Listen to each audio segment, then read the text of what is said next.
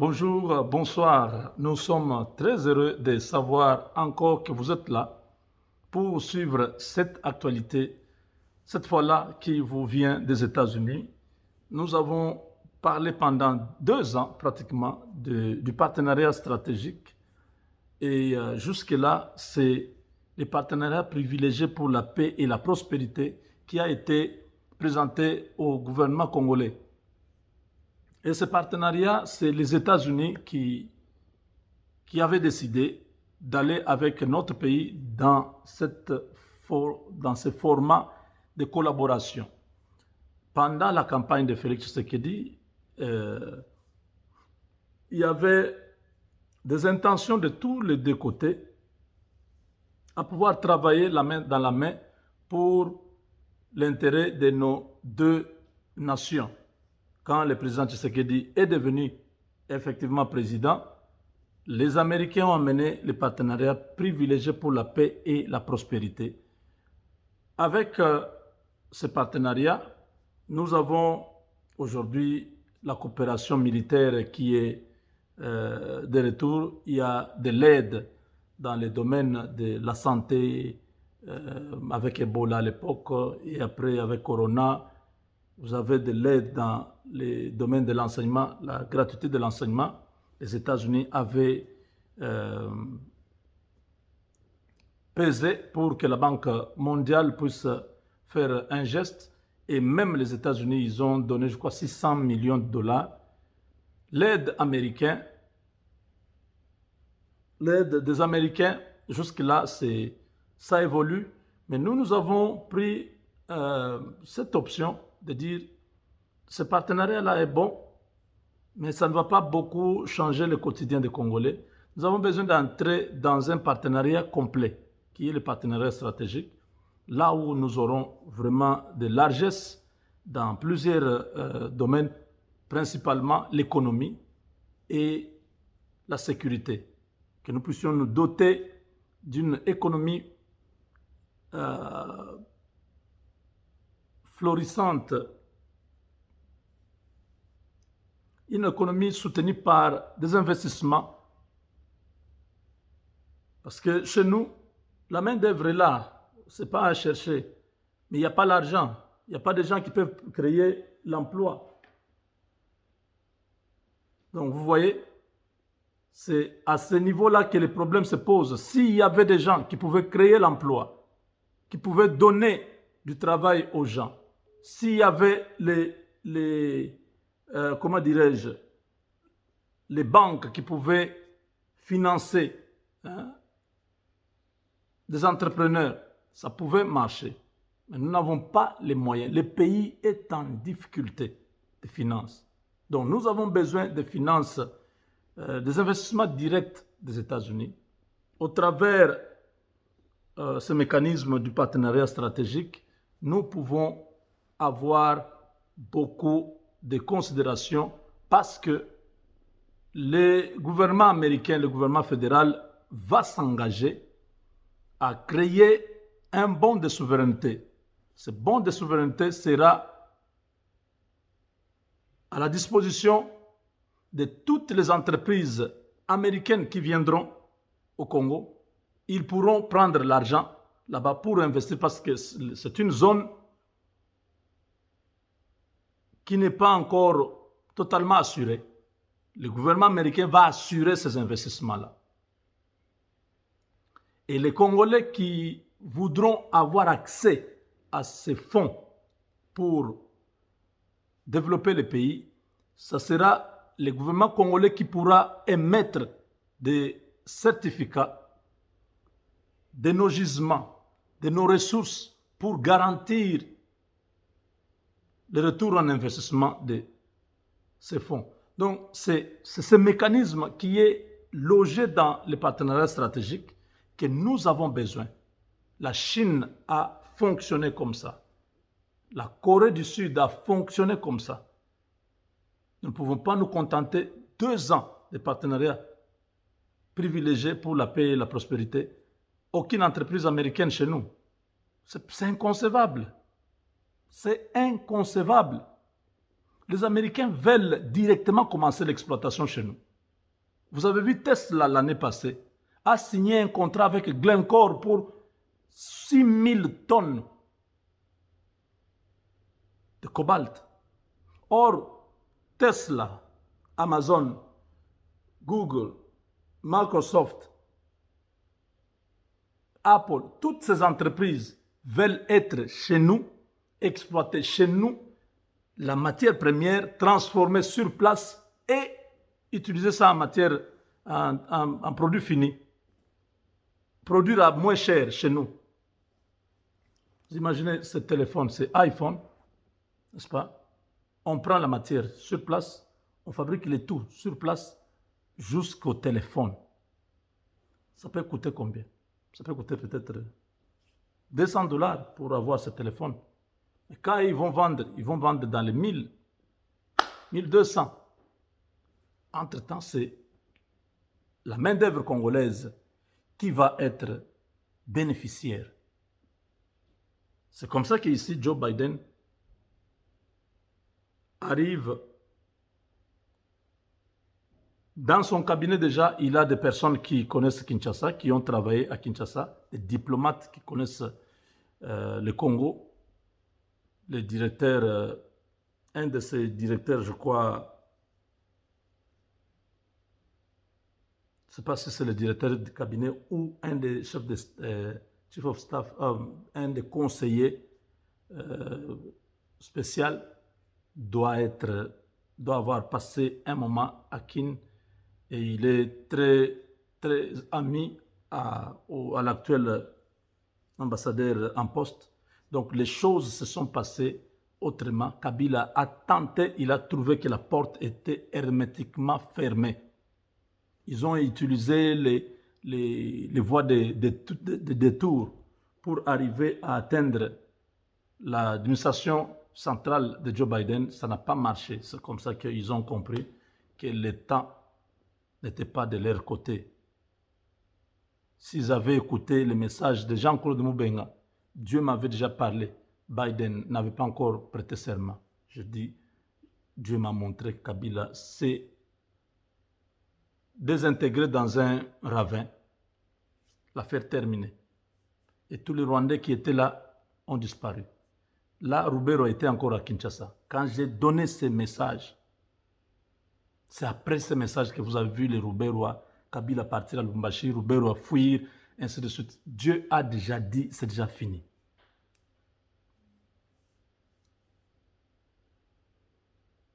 Joe Biden prépare, donc l'équipe de Joe Biden avec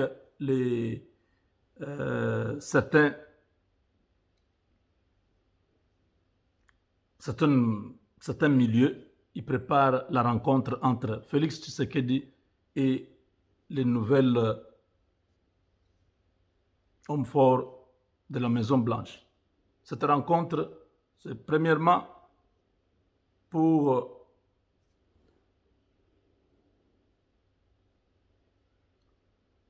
amener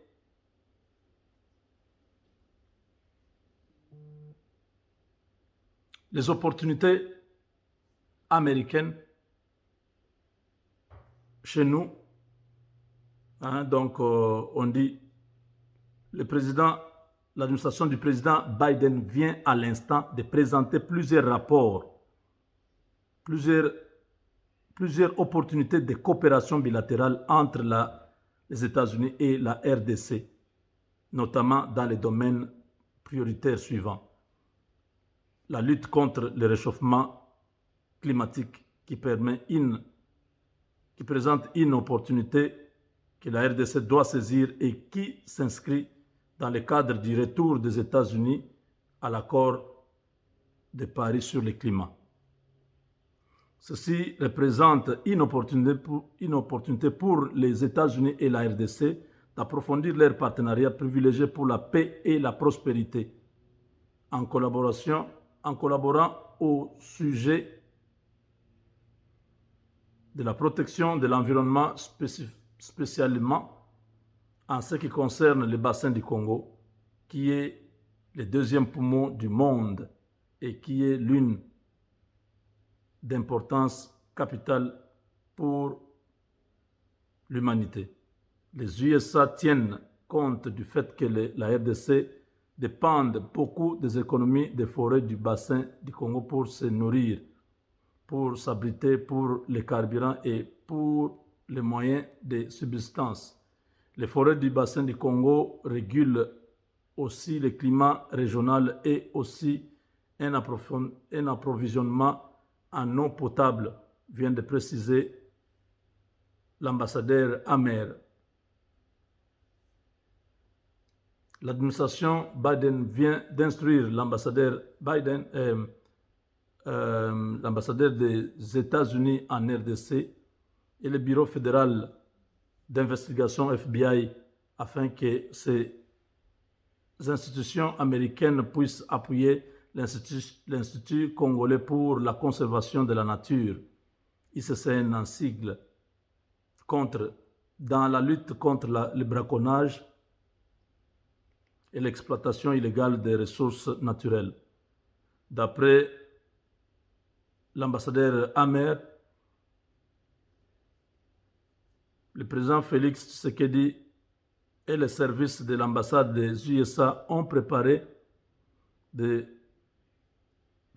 façon dont les deux pays peuvent travailler ensemble pour protéger la forêt vierge congolaise en faveur des Congolais et du monde entier. Au cours des visites de terrain que Amer avait effectuées au parc nationaux de Virunga, de Kaouzi-Biega et de la Garamba, ainsi qu'à la réserve de faune à Okapi, ce dernier avait observé comment ceux qui protègent les trésors naturels et les habitats précieux de la RDC luttent avec acharnement et avec des moyens dérisoires face aux groupes armés brutaux et aux activités économiques illégales dans le domaine des mines, de l'exploitation forestière, de la pêche et du domaine tel que la contrebande et le trafic d'espèces sauvages. Les activités criminelles privent les populations autochtones et locales des ressources naturelles dont ils dépendent, vient d'expliquer à l'instant même Mike Hammer dans une conférence call avec les experts de la Maison-Blanche et du département d'État des États-Unis. Et d'ajouter, le département d'État des États-Unis a récemment annoncé qu'il tiendra les trafiquants d'espèces sauvages et de bois illégaux pour responsables en imposant des sanctions en matière de visa. Notre équipe de l'ambassade, avec l'aide du FBI et en collaboration avec l'ICCN, travaille d'arrache-pied pour dénoncer les réseaux corrompus existants qui œuvrent en RDC. Donc, il y a beaucoup de choses à dire. C'est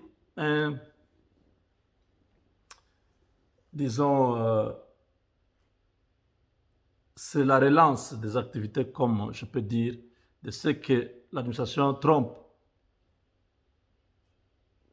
faisait avec la RDC.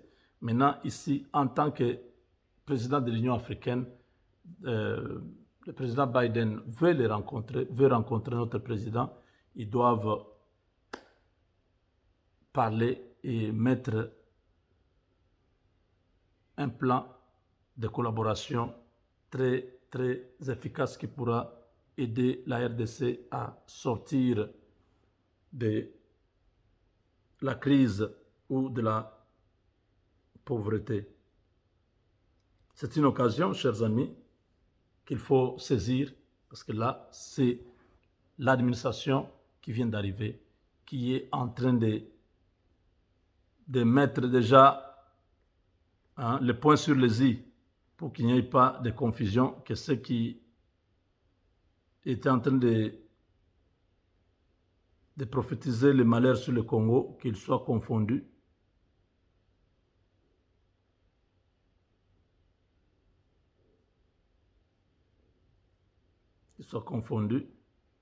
Ils sont déjà confondus.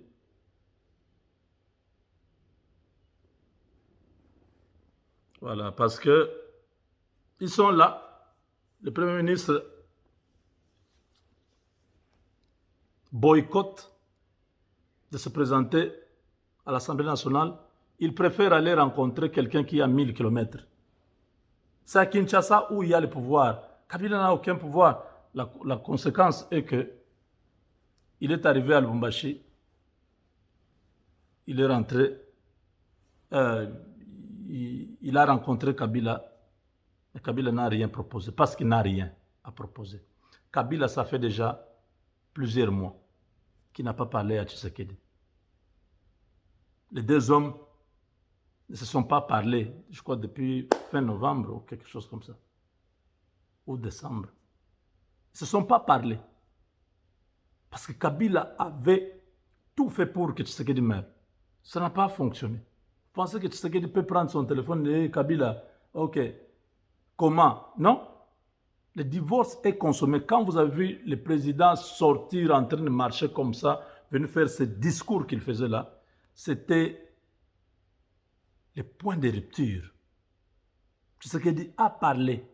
Il a dit, nous avons subi des humiliations. Il parlait de qui? C'est Kabila. C'est Kabila qui utilisait tous ces gens. Ilunga Kamba, au lieu de comprendre qu'à ce niveau-là, Kabila n'a plus rien à offrir. Il faut démissionner et garder sa dignité. Il va se faire ridiculiser demain. Parce que Kabila lui a dit, si moi je n'ai plus rien à vous garantir, il faut démissionner, il faut aller déposer la lettre. Ilunga Kamba est sorti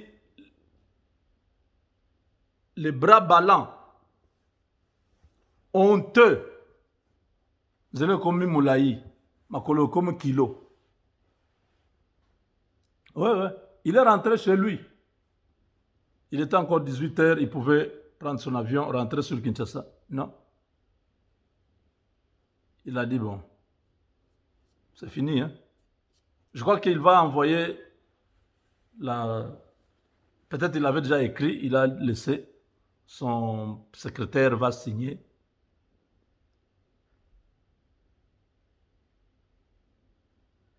Et il pourra aller déposer ça à la présidence. Il se dépose avant la plénière. En ce moment-là,